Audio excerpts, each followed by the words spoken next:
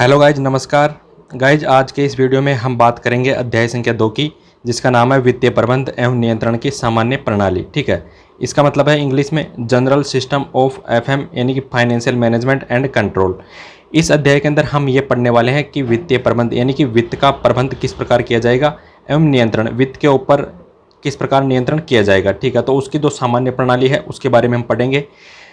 तो इसमें नियम संख्या 5 से लेकर 26 तक है इस अध्याय के अंदर। तो आपसे एग्जाम में पूछा जा सकता है कि अध्याय 2 का नाम बताइए। इसका नाम है वित्तीय प्रबंध एवं नियंत्रण की सामान्य प्रणाली, और इसमें नियम संख्या 5 से लेकर 26 तक हम पढ़ने वाले हैं। ठीक है गाइज, यानी कि अगर मैं एक लेमन की भाषा में आपको समझाना चाहूँ, जैसे कोई भी आदमी है, उसके पास पैसा आता है तो वो पैसे का क्या करता है, वो अच्छे तरीके से उसका उपयोग करता है, वो बर्बाद नहीं करना चाहता। जहाँ पर काम आएगा पैसा वहाँ पर वो काम भी लेगा। ठीक है, और बाकी जो पैसा बचेगा उसको वो अच्छी तरह सुरक्षित संभाल के रखेगा, और जब भी उसको ज़रूरत पड़ेगी वो पैसा निकाल कर अपने काम ले लेगा। ओके गाइज, तो उसी प्रकार राजस्थान सरकार होती है, ये भी इसी प्रकार के प्रोसेस करती है कि सरकार के पास जो भी रेवेन्यू आता है, जो भी पैसा आता है, वो उसका पूरा रिकॉर्ड रखती है, उसकी सूचना अपने पास बढ़िया तरीके से बना के रखती है, और वो पैसा जहाँ भी खर्च होता है सरकार उसको खर्च भी करती है, और जो पैसा बच जाता है उसका वो बढ़िया तरीके से यूटिलाइजेशन यानी कि उपयोग करती है। ठीक है गाइज, तो ये मैंने आपको बता दिया मोटा मोटा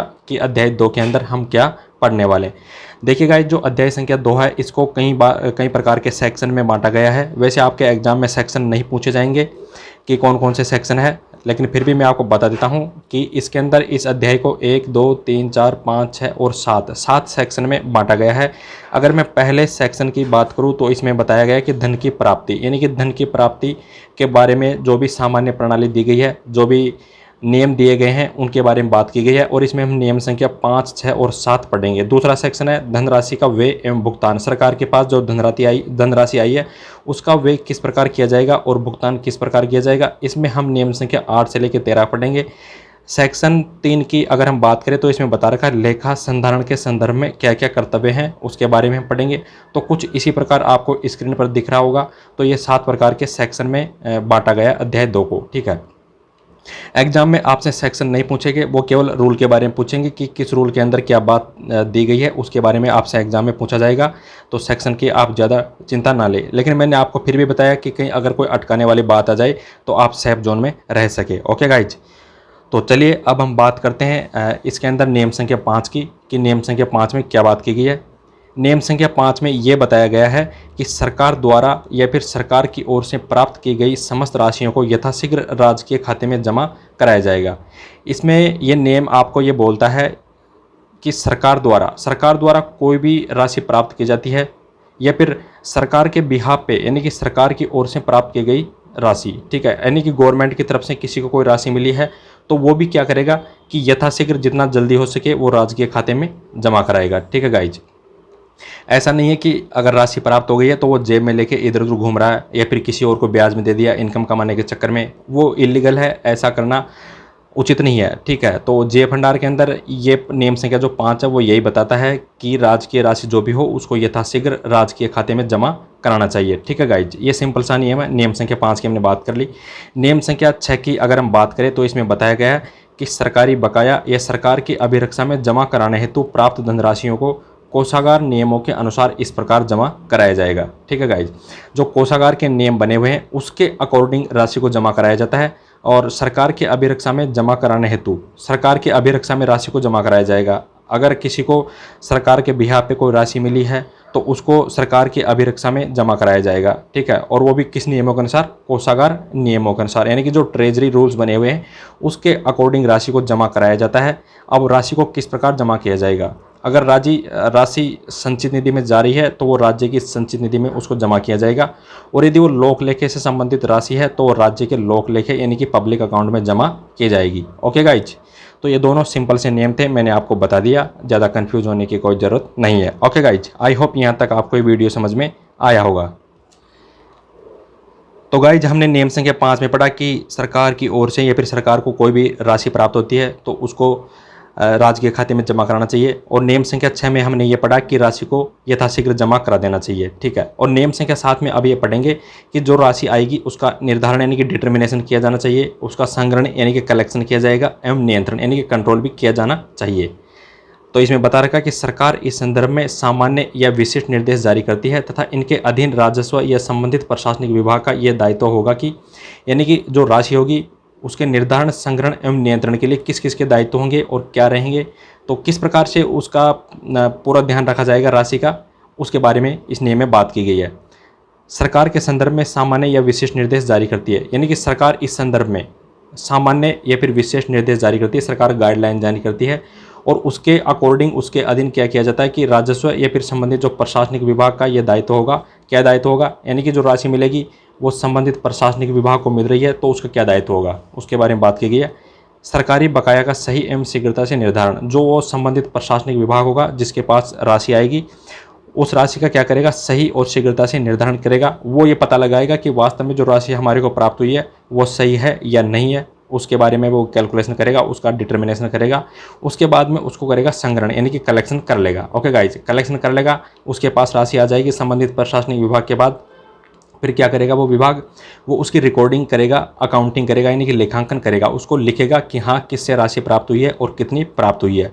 ठीक है गाइज, इसके बाद कोषागार में जमा कराया जाएगा। सीधी सी बात है, कोषागार में पैसा जाने का मतलब है कि सरकार के पास चला गया। इस बारे में विस्तृत दिशा निर्देश अध्याय संख्या 3 व 4 में वर्णित है। यानी कि ये जो नियम संख्या 7 पढ़ रहे हैं इसमें बताया गया सरकारी बकाया का सही एवं शीघ्रता से निर्धारण कर लेना चाहिए। ठीक है, पहला तो यह है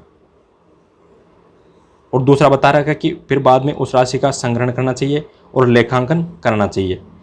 इसके बाद कोषागार में जमा कराया जाएगा और इसके बारे में संपूर्ण और भी जो डिटेल है उसके बारे में बताया गया है अध्याय संख्या 3 व 4 में। यानी कि अध्याय संख्या 3 व 4 इसी से रिलेटेड है कि राशि का निर्धारण, संग्रहण व नियंत्रण किस प्रकार किया जाए। ओके गाइज, नियम संख्या 8 की अगर हम बात करें तो इसमें बताया गया है कि कोषागार से धनराशि आहरित करने के 3 सामान्य सिद्धांत, उनके बारे में बताया गया कि ट्रेजरी से अगर आप पैसा निकाल रहे हो, पैसों का आहरण कर रहे हो, तो उसके बारे में 3 सामान्य सिद्धांत कौन कौन से हैं उसके बारे में हम बात करेंगे।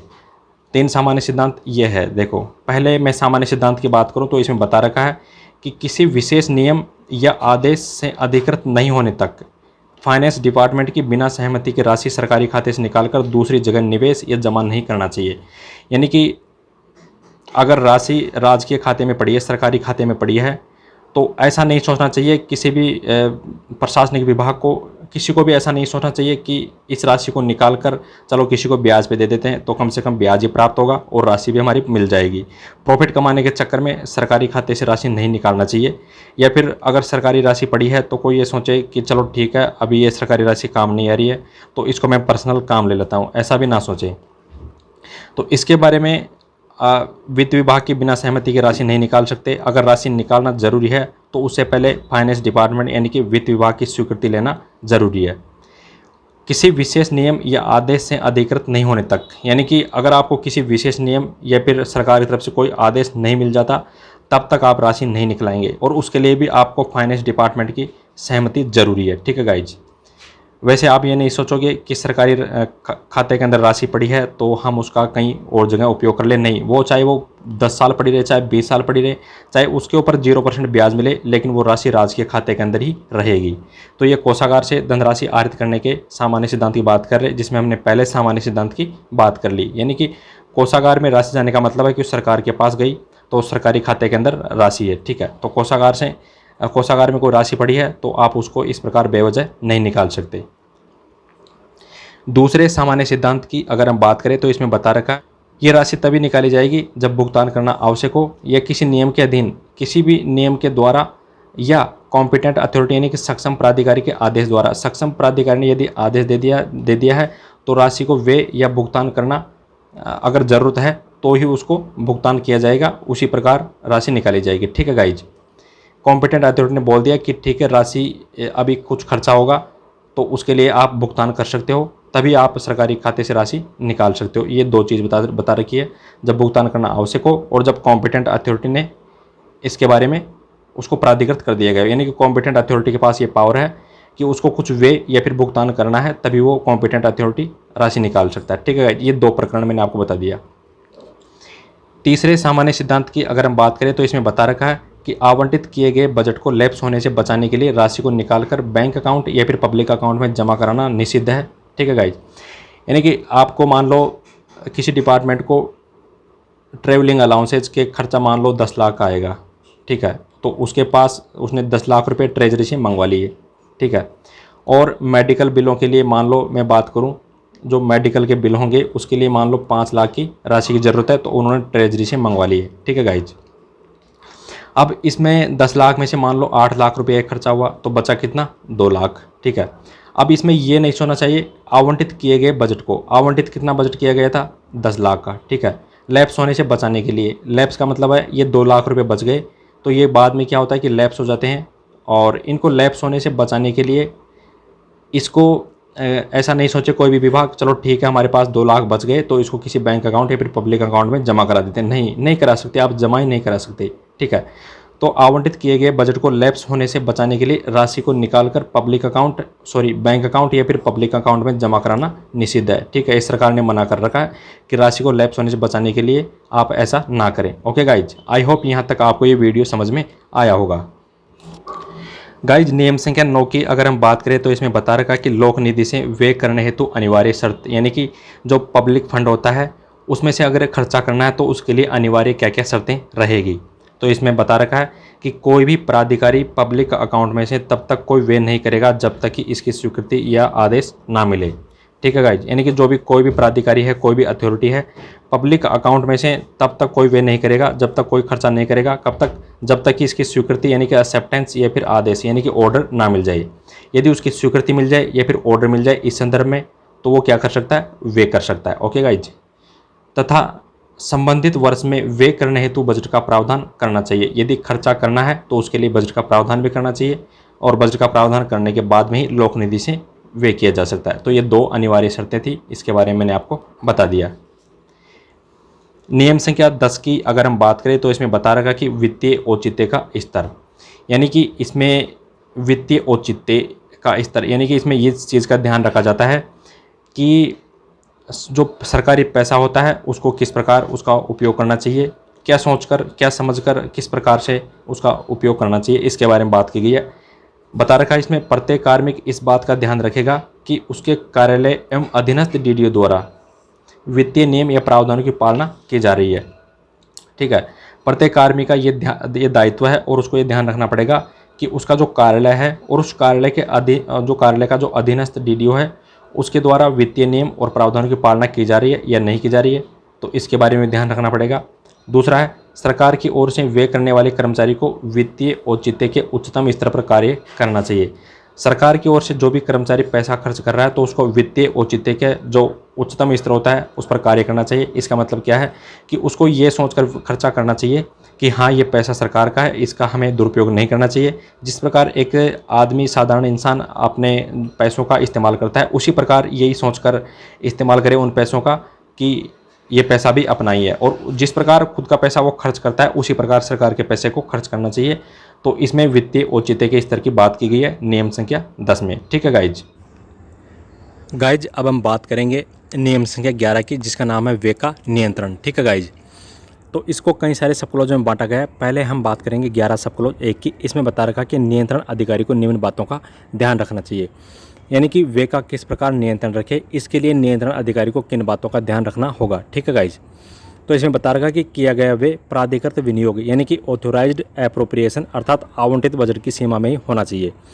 यानी कि अगर आपको बजट मिला 50 लाख का, जैसा कि आपको स्क्रीन पर दिख रहा होगा, सरकार ने आपको बजट दिया 50 लाख का किसी भी काम को करने के लिए, और आप उस पर अगर खर्च करना चाहते हो 100 लाख रुपये, तो ऐसा गलत है। आपको 50 लाख की लिमिट के अंदर ही वो खर्चा करना चाहिए, ठीक है गाइज। दूसरे पॉइंट की अगर हम बात करें तो इसमें बता रहा है कि आवंटित धन का व्यय लोकहित में होना चाहिए। तीसरा पॉइंट है, आवंटित धन का व्यय उन्हीं कार्यों के लिए किया जाना चाहिए जिनके लिए प्रावधान किया गया है। जैसे आपको 50 लाख रुपये मान लो बिल्डिंग बनाने के लिए दिया है, तो आपको बिल्डिंग ही बनानी चाहिए, ना कि रोड बनानी चाहिए, ठीक है गाइज। आगे दे रखा किए गए व्यय का लेखा रखा जाता है। जो भी व्यय किया गया उसका लेखा किसके द्वारा रखा जाएगा, कैसे रखा जाएगा, एक रजिस्टर जिसका नाम है प्रपत्र G19, उसके अंदर कंट्रोलिंग जो ऑफिसर होता है, जो नियंत्रण अधिकारी होता है, उसके द्वारा इस प्रकार व्यय का लेखा रखा जाएगा, ठीक है गाइज। विभागीय व्ययों के मामले में पूर्ण उत्तरदायित्व किसका रहेगा, गवर्नमेंट का रहेगा। आगे दे रखा है नियंत्रण अधिकारी द्वारा ऑडिट में सामने आई अनियमितता तथा गबन का कारण बताना होगा, ठीक है गाइज। अगर ऑडिट की जा रही है और उसमें कोई भी अनियमितता या फिर गबन पाया जाता है तो वो क्यों हुआ, उसका कारण भी नियंत्रण अधिकारी को बताना होगा। ठीक है गाइज। अब हम बात करेंगे नियम संख्या 11 सब क्लॉज 2 की। इसमें बता रखा है नियंत्रण अधिकारी को विभागीय दायित्वों तथा वचनबद्धताओं के संपूर्ण आवश्यक जानकारी होनी चाहिए। जो भी नियंत्रण अधिकारी है उसको अपने विभाग से संबंधित जो भी दायित्व है, वचनबद्धताएं हैं, उनके बारे में संपूर्ण आवश्यक जानकारी होनी चाहिए। अब क्या जानकारी होनी चाहिए उसके बारे में बात करते हैं। ये जानकारी होनी चाहिए कौन कौन सी, देखिए चालू या आगामी वित्तीय वर्ष में कितना भुगतान किया जाना है। ये जो नियंत्रण अधिकारी है अपने अधीन जो भी आने वाले कार्यालय है उनसे पूछेगा कि आपके क्या क्या कितना खर्चा हो सकते हैं, आप किसी को कितना भुगतान करोगे, आपके जो दायित्व है वो हमारे को आप बताओ। ठीक है, तो ये सूचना मांगेगा अपने जो अधीनस्थ जो कार्यालय उनसे सूचना मांगेगा। कौन मांगेगा? नियंत्रण अधिकारी। ठीक है, तो ये सूचना मांगने तो क्या करेगा नियंत्रण अधिकारी? इस हेतु कंट्रोलिंग ऑफिसर यानी कि नियंत्रण अधिकारी प्रपत्र J27 में अधीनस्थ कार्यालयों से उस माह तक की बकाया देयता का मासिक ब्यौरा प्राप्त करेगा। मासिक ब्यौरा प्राप्त कर लेगा कि आपकी बकाया देयता कितनी है, आप किसी को कितना भुगतान करने वाले हैं, आपका खर्चा कितना है, तो प्रपत्र J27 के अंदर मांग लेगा। ठीक है गाइज। 11 सब क्लॉज 3 की अगर हम बात करें तो इसमें बता रखा कि महालेखाकार से अंक मिलान यानी कि एजी से अंक मिलान या फिर पुनर्मिलान, इसको इंग्लिश में बोलते हैं रिकंसिलेशन। ठीक है, अब ये क्या होता है इसकी पूरी बोल वचन अब हम पढ़ेंगे, एक बार समझने का प्रयास करें आप। देखिए गाइज, अंक मिलान को मैं आपको समझाने का प्रयास कर रहा हूँ बिल्कुल सिंपल शब्दों में। ठीक है, तो आप समझने का प्रयास करें। सरकारी व्यय हेतु डीडीओ द्वारा कोषागार से बिल पारित कराए जाते हैं। इसका मतलब क्या है? कोई भी विभाग है उसका जो डीडीओ होता है उसके द्वारा विभाग द्वारा जो भी खर्चे किए जाएंगे उनका जो पैसा आएगा वो कहाँ से आएगा? ट्रेजरी से मांगेंगे। ठीक है, और ट्रेजरी से बिल पारित कराए जाएंगे। जैसे मान लो किसी विभाग में टीए का खर्चा 20 लाख का, मान लो मेडिकल का 10 लाख का, सैलरी का 8 लाख का, टोटल 38 लाख का खर्चा हो गया। ठीक है, तो ये 38 लाख के बिल ट्रेजरी से पारित करा लिए किसी विभाग ने। ठीक है गाइज, अब बाद में क्या होगा कि जो ट्रेजरी होता है वो क्या करेगा कि ये 38 लाख की सूचना साथ में जिले से प्राप्त राजस्व, ट्रेजरी को जो भी जिले से जितना भी राजस्व प्राप्त हुआ, जैसे मान लो मैं 500 लाख रुपया की बात करूं कि ट्रेजरी को 500 लाख रुपये का राजस्व प्राप्त हुआ तथा उसके लिए खर्चे के लिए मान लो 38 लाख रुपए की बिल पारित हो गई। ठीक है, तो ये तो हो गया खर्चा, सॉरी ये तो हो गई इनकम और ये हो गया खर्चा। ठीक है, तो इसकी सूचना अब ट्रेजरी किसको देगा? किसको देगा? प्रत्येक ट्रेजरी द्वारा मासिक लेखों के रूप में एजी राजस्थान को सूचना दी जाती है। मासिक दी जाती है, किसको दी जाती है? एजी राजस्थान को। ठीक है गाइज, ट्रेजरी द्वारा ये बताया जाएगा कि हमारे राजस्व इतना हुआ और हमारे खर्चे के लिए इतने रुपए की बिल हमारे पास आई। ठीक है गाइज, अब बाद में क्या होगा, जैसे मैं आपको इस डायग्राम से और समझाता हूँ कि ट्रेजरी से बिल पारित करा लिए। अब ट्रेजरी सूचना देगा कि हमारे पास कितना राजस्व आया और हमारे पास खर्चों के लिए कितने रुपए के बिल आए, तो इसकी सूचना ट्रेजरी किसको देगा? एजी को। ठीक है गाइज, यहाँ तक कोई दिक्कत नहीं है। अब जो बजट नियंत्रण अधिकारी होता है यानी कि जो एचओडी होता है, एचओडी बोलते हैं इसको बजट नियंत्रण अधिकारी को। अब एचओडी क्या करेगा कि वो ये देखेगा कि वास्तव में अपने जो डीडीओ द्वारा 38 लाख के बिल पास कराए थे और वो ट्रेजरी ने 38 लाख की सूचना एजी को दी है, तो एक बार मिलान कर लेते हैं। ठीक है, तो बजट नियंत्रण अधिकारी यानी कि एचओडी क्या करवाएगा? मिलान करवाएगा एजी के अंदर जाके। ठीक है भाई, इधर से ट्रेजरी ने भी सूचना भेज दी 38 लाख की और ये भी 38 लाख की सूचना लेके इधर जा रहे हैं कि इधर सूचना 38 लाख की पहुंची या फिर कोई डिफरेंस आ रहा है, तो जो एचओडी होता है वो करवाएगा, अंक मिलान करवाएगा, यानी कि वो मिलान करवाएगा इनके द्वारा दी गई सूचना का। ठीक है गाइज, ट्रेजरी ने सूचना एजी को भेज दी। अब एजी के पास जो सूचना पड़ी है उसका मिलान करवाएगा, एचओडी करवाएगा। ठीक है गाइज, तो एचओडी इधर से एजी से मिलान करवा लेगा।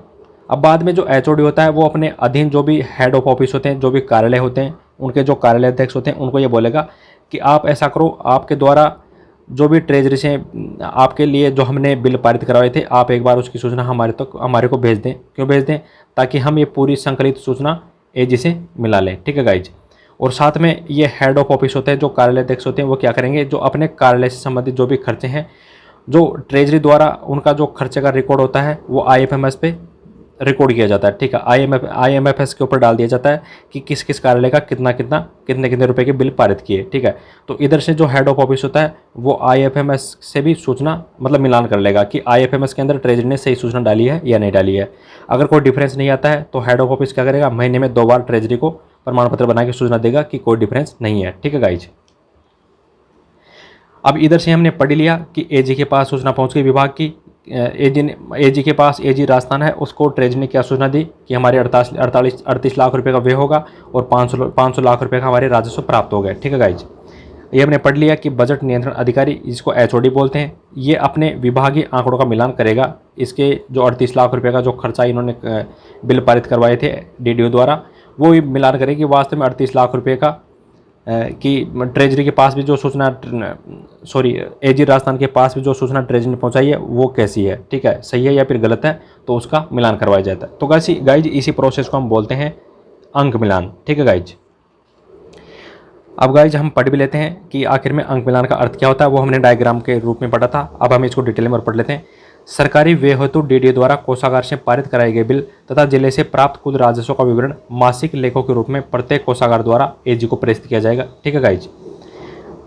एजी द्वारा बजट शीर्षवार यानी कि हेडवाइज राज्य सरकार के लेखे संदर्भित किए जाते हैं। ये तो करेंगे एजी, ये काम तो करेंगे।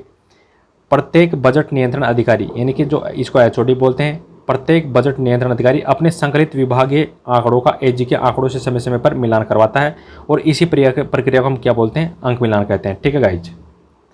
एजी राजस्थान द्वारा निर्धारित प्रक्रिया के अनुसार नियंत्रण अधिकारी को विभाग द्वारा किए गए व्ययों या भुगतानों का एजी से मिलान करना होता है, ठीक है गाइज। एजी राजस्थान द्वारा जो निर्धारित प्रक्रिया, जो भी प्रक्रिया निर्धारित की जाती है उसके अकॉर्डिंग जो नियंत्रण अधिकारी होता है, जिसको एचओडी बोलते हैं, वो क्या करेगा कि अपने विभाग द्वारा किए गए जो भी व्यय हैं, भुगतान, उनका एजी से मिलान करना होता है, ठीक है गाइज। हेड ऑफ ऑफिस यानी कि कार्यालय अध्यक्ष से उनके द्वारा किए गए व्ययों की प्राप्त सूचना के आधार पर एजी से पुनर्मिलान के बाद यदि कोई त्रुटि मिलती है तो निर्धारित प्रपत्र में अनुरोध कर सुधार कराया जाता है। गाइज हमने डायग्राम में पढ़ा था कि जो एचओडी होता है वो अपने हेड ऑफ ऑफिस होता है उनसे भी सूचना मांग लेगा कि आपके कितना खर्चा होगा। तो उसी प्रकार ये एचओडी होता है, एचओडी वो ट्रेजरी से बिल पारित करवा लेता है, ठीक है। अब ट्रेजरी बिल, जो बिल पारित हुए उसकी सूचना एजी को देता है, ठीक है, और फिर एजी से मिलान करना होता है। तो इसलिए एचओडी हेड ऑफ ऑफिस को बोलते हैं कि आप हमारे को आपकी सूचना दे दें ताकि हम एजी से मिलान कर सकें। तो इसमें यही बता रखा कि हेड ऑफ ऑफिस से उनके द्वारा किए गए व्ययों की प्राप्त सूचना के आधार पर एजी से पुनर्मिलान के बाद यदि कोई त्रुटि मिलती है तो निर्धारित प्रपत्र में अनुरोध कर सुधार कराया जाता है, ठीक है गाइज। यदि कोई डिफरेंस आ गया तो उसको सुधार करवा लिया जाता है। सभी हेड ऑफ ऑफिस को भी अपने राजस्व तथा व्ययों के विवरणों या फिर आंकड़ों का कोषागार और कोषागार में जो आईएफएमएस में जो रिकॉर्ड होता है उनके आंकड़ों से मिलान करना होगा तथा हर माह में कोषागार को इस बात का प्रमाण पत्र देना होगा कि इन आंकड़ों में कोई भिन्नता नहीं है। जो हेड ऑफ ऑफिस, जो कार्यालय अध्यक्ष है, वो इस बात की सूचना देगा कि आपके द्वारा जो आईएफएमएस के अंदर जो रिकॉर्ड रखा हुआ उससे हमने मिलान कर लिया और दोनों के अंदर कोई डिफरेंस नहीं है, ठीक है गाइज। और ऐसी सूचना हर माह के अंदर कोषागार को देनी पड़ेगी, ठीक है गाइज। हर माह के अंदर कोषागार को इस बात का प्रमाण पत्र देना होगा कि इन आंकड़ों के अंदर कोई भिन्नता नहीं है, ठीक है गाइज। और ये सूचना हर माह के अंदर 2 बार देनी होती है, ओके गाइज। तो गाइज जो हम प्रोसेस पढ़ रहे हैं अंक मिलान की, इस हेतु फॉर्म नंबर GA21, GA22 और GA23 निर्धारित किए गए। ये आपको ध्यान रखना पड़ेगा। GA का मतलब होता है गवर्नमेंट अकाउंट, ठीक है गाइज। अर्थात विभागीय अधिकारियों से बजट नियंत्रण अधिकारी यानी कि जो एचओडी होता है को प्राप्त व्यय की सूचना, एचओडी को सूचना कहाँ से मिलेगी, विभागीय अधिकारियों से, ठीक है। तो उस प्राप्त सूचना के आधार पर तथा कोषागारों के माध्यम से उसी लेखा शीर्ष में एजी को प्राप्त व्यय की सूचना के मिलान करना होगा। यानी कि जो कोषागार ने जो एजी को सूचना दी और जो एचओडी को विभागीय अधिकारी ने सूचना दी, तो वो क्या करेगा, उन दोनों का मिलान करवाएगा, ठीक है गाइज। एजी द्वारा बनाए गए या संदर्भित किए गए आंकड़े प्रमाणिक यानी कि ऑथेंटिक माने जाते हैं। ये चीज़ का आपको ध्यान रखना पड़ेगा, ओके गाइज। यानी कि अगर एजी में जो भी आंकड़े बना रखे हैं और डिपार्टमेंट के जो आंकड़े वो अलग है तो डिपार्टमेंट को सुधार करना पड़ेगा। एजी के आंकड़े हमेशा प्रमाणिक माने जाएंगे, ठीक है गाइज। अब हम बात करेंगे नियम संख्या 12 की। इसमें बता रखा कि अनियमितताओं, छिजत, हानि एवं छल कपट के विरुद्ध आंतरिक जांच, इसके बारे में बताया गया है कि आंतरिक जांच करनी पड़ेगी अनियमितताओं के बारे में, इरेगुलेशन के बारे में, छिजत, लीकेज, हानि, लॉस, जो भी छल कपट है उनके विरुद्ध, यानी कि उनको रोकने के लिए किस प्रकार से आंतरिक जांच की जानी चाहिए उसके बारे में हम पढ़ने वाले हैं, ठीक है गाइज। तो नियम संख्या 12 सब क्लॉज 1 में ये बता रखा कि प्रत्येक नियंत्रण अधिकारी को अपने अधीनस्थ कार्यालयों में वित्तीय अनियमितताओं तथा सरकारी सामान की हानि को रोकने के लिए आंतरिक जांच की व्यवस्था करनी पड़ेगी, ठीक है गाइज। किसको, प्रत्येक नियंत्रण अधिकारी को। 12 सब क्लॉज 2 की अगर हम बात करें तो इसमें बता रखा कि एचओडी के कार्यालयों के जो लेखे हैं, जो रिकॉर्ड है, उनकी आंतरिक जांच की जाती है। किसके द्वारा की जाती है, निदेशक निरीक्षण विभाग जयपुर के द्वारा। अनियमितता पाए जाने पर यह विभाग सूचना किसको देगा, एफडी को, यानी कि फाइनेंस डिपार्टमेंट को। एक प्रति यानी कि एक कॉपी संबंधित प्रशासनिक विभाग को भी प्रेषित की जाएगी, ठीक है गाइज। सूचना तो एफडी को भी देगा, फाइनेंस डिपार्टमेंट को तो देगा, और अनियमितता की जो अनियमितता पाई गई है उसके संबंध में एक कॉपी संबंधित प्रशासनिक विभाग को भी प्रेषित की जाएगी। ठीक है गाइज। तो गाइज अब हम बढ़ेंगे नियम संख्या 12 सब क्लॉज 3 में। इसमें बता रखा है कि सरकारी विभागों की विशेष जांच की जाती है। यानी कि सरकारी विभागों की विशेष जांच किस प्रकार की जाती है? निदेशक निरीक्षण विभाग जयपुर के द्वारा की जाएगी। पहली चीज़ तो आपको ये ध्यान रखना है कि सरकारी विभागों की जो स्पेशल ऑडिट होती है, जो इस विशेष जांच होती है, वो किसके द्वारा कराई जाती है? निदेशक निरीक्षण विभाग जयपुर के द्वारा। तथा यह जांच एफडी यानी कि वित्त विभाग के निर्देश पर की जाती है। ये हमेशा आपको चीज़ को ध्यान रखना है। नियम संख्या 12 सब क्लॉज 4 की अगर हम बात करें तो इसमें बता रखा कि प्रत्येक विभागाध्यक्ष यानी कि जो एचओडी होता है और नियंत्रण अधिकारी का कर्तव्य है, प्रत्येक विभागाध्यक्ष और नियंत्रण अधिकारी का कर्तव्य है कि वह ये देखें कि निदेशक निरीक्षण विभाग जयपुर को उसके द्वारा मांगी गई सूचनाएं उपलब्ध कराई जा रही है या नहीं। अगर सूचना नहीं दी जा रही है तो एचओडी या फिर कंट्रोलिंग ऑफिसर सूचना उपलब्ध कराएगा। यानी कि जांच चल रही है, विशेष जांच चल रही है, इस दौरान मान लो जो निदेशक निरीक्षण विभाग जयपुर है वो कोई सूचना मांग रहा है किसी विभाग से और वो सूचना उसको नहीं दी जा रही है, तो विभागाध्यक्ष और जो नियंत्रण अधिकारी होता है उनका कर्तव्य है कि वो उसको जो सूचना वो मांग रहे हैं वो सूचना उसको उपलब्ध कराएं। ठीक है गाइज। अब गाइज इस वीडियो का हम लास्ट नियम पढ़ेंगे, नियम संख्या 13। इसमें बता रखा है कि भुगतान में विलंब नहीं किया जाए। इसका मतलब क्या है? यह एक महत्वपूर्ण वित्तीय सिद्धांत है कि जो धनराशियाँ निर्विवाद रूप से देय है उनके भुगतान को टालना नहीं चाहिए। यानी कि जहाँ पर भुगतान करना जरूरी है, ठीक है, जिन राशियों का निर्विवाद रूप से यानी कि बिना किसी विवाद के वो कहीं उनको देना आवश्यक है, ठीक है, तो उनके भुगतान को टालना नहीं चाहिए। ठीक है गाइज। नियमों के विरुद्ध जाकर इस प्रकार का दायित्व उत्पन्न करना भुगतान करने से बड़ी अनियमितता है। ठीक है गाइज। यानी कि अगर आप नियमों के विरुद्ध जा रहे हो, नियम तो ये बोल रहा है कि आपको ये राशि संबंधित किसी दूसरे विभाग को देनी पड़ेगी। ठीक है गाइज। अगर नियम ये बोलता है क्योंकि आपने उस विभाग से उधार ली होगी, यदि आप दूसरे विभाग को वो राशि आपको लौटानी पड़ेगी। और यदि आप नियमों का उल्लंघन कर रहे हो और आप राशि नहीं लौटा रहे हो ना, तो इसमें यह बता रखा है कि इस मामले में क्या होगा? नियमों के विरुद्ध जाकर इस प्रकार का दायित्व उत्पन्न करना, यानी कि आपने दायित्व उत्पन्न कर लिया, किसी विभाग से राशि तो ले ली लेकिन आप दे नहीं रहे और आप नियमों के विरुद्ध और जा रहे हो। ठीक है, तो इस प्रकार का दायित्व उत्पन्न करना भुगतान करने से बड़ी अनियमितता मानी जाती है। ठीक है गाइज। तो आपको अंक मिलान में थोड़ी दिक्कत आई होगी समझने में, तो आप एक बार उसको बढ़िया तरीके से देखें और समझने का प्रयास करें। ज़्यादा टफ नहीं है वो मामला। तो इस वीडियो में हमने बात कर ली है नियम संख्या 13 तक, 5 से लेकर 13 तक हमने इस वीडियो में बात की। आपको कुछ चीज़ें थोड़ी सी टफ लगी होगी, ऐसा कोई इशू नहीं है, आप अच्छे तरीके से पढ़े, सब समझ में आ जाएगी। वीडियो को आप एक बार देखें, 2 बार देखें। ठीक है गाइज। तो गाइज हमने ये नियम संख्या 5 से लेकर 13 तक हमने बात कर ली। बाकी के जो नियम बचे हैं वो हम अगले वीडियो में कवर करेंगे। और अगर आपको ये क्लास अच्छी लगी है तो वीडियो को लाइक करें, चैनल पर नए हैं तो चैनल को सब्सक्राइब करें ताकि आपको इस प्रकार के वीडियो मिलते रहें। तो आज के वीडियो में सिर्फ इतना ही। Thank you for watching this video. जय हिंद, जय भारत।